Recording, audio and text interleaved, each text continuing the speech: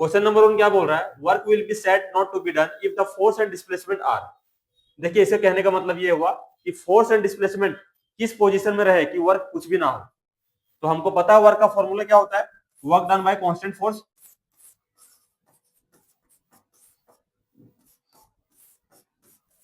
F dot D, और dot product को हटाएंगे तो cos थीटा लगता है एफ डी cos थीटा। तो ये हमारा वर्क का फॉर्मूला आ गया।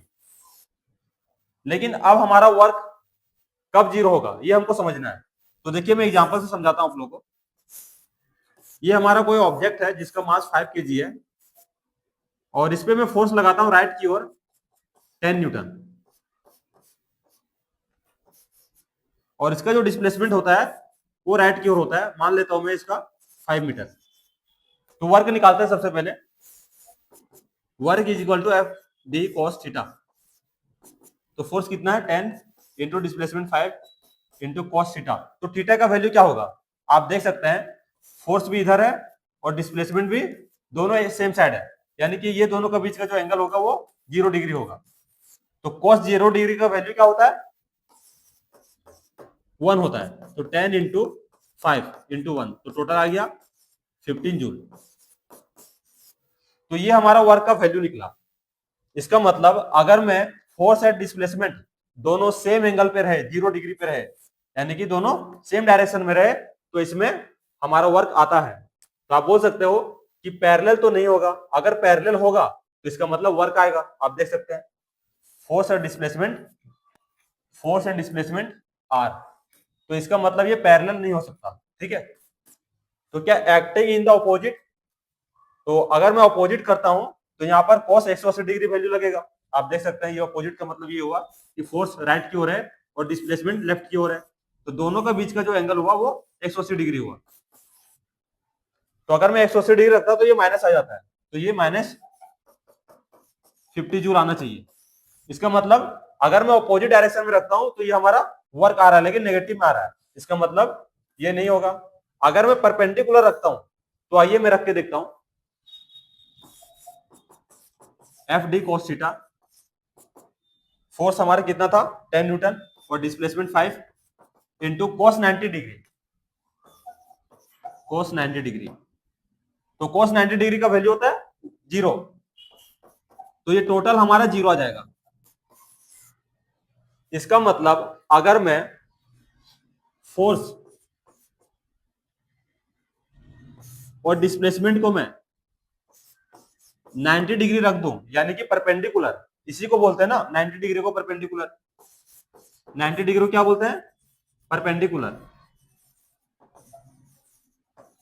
अगर मैं फोर्स एंड डिस्प्लेसमेंट को परपेंडिकुलर रख देता हूं तो हमारा वर्क 0 आता है।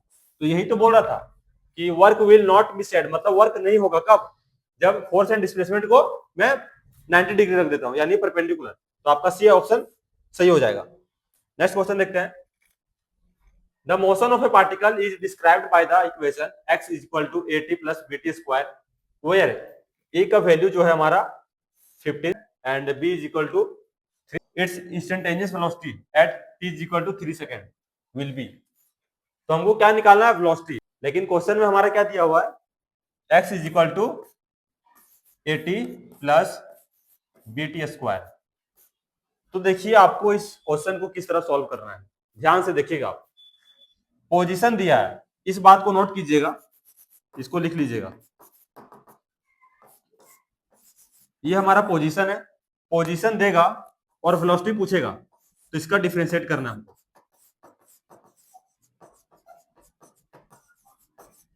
और वेलोसिटी देगा, एक्सेलरेशन पूछेगा तो इसका भी डिफरेंशिएट करना है।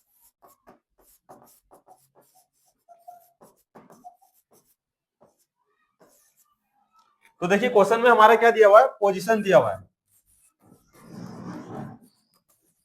पोजीशन दिया हुआ है, हमको क्या पूछा है वेलोसिटी। तो मुझे इसका क्या करना पड़ेगा, पोजीशन का डिफरेंशिएट करना पड़ेगा, तो मुझे वेलोसिटी मिल जाएगा। तो आइए डिफरेंशिएट करते हैं, dx बाई dt, तो इसी को तो वेलोसिटी बोलते हैं, is equal to at plus bt square. तो ये क्या आ जाएगा डिफरेंशिएट करेंगे तो a प्लस 2bt।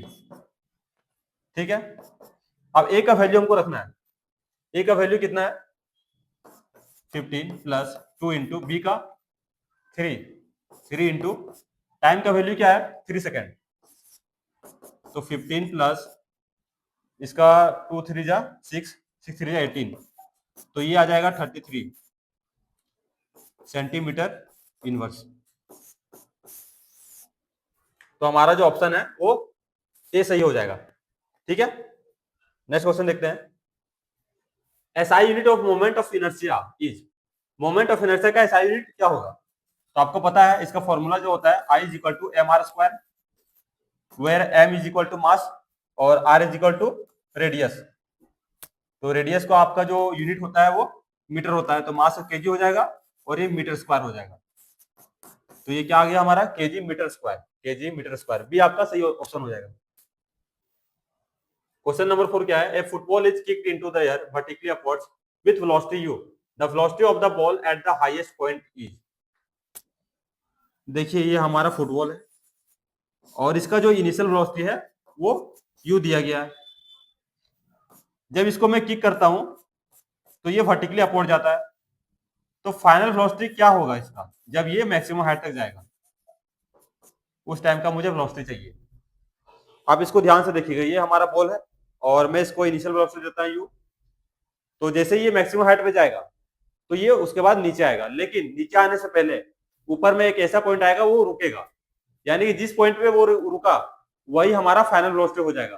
तो उस पॉइंट का जो वेलोसिटी होता है वो जीरो होता है। वेलोसिटी जीरो होगा तभी तो ये वापस नीचे आएगा ना, इसका मतलब फाइनल वेलोसिटी जो हमारा होगा वो जीरो हो जाएगा, क्योंकि मुझे पूछा था हाईएस्ट पॉइंट, तो हाईएस्ट पॉइंट में हमारा ये रहा। ठीक है।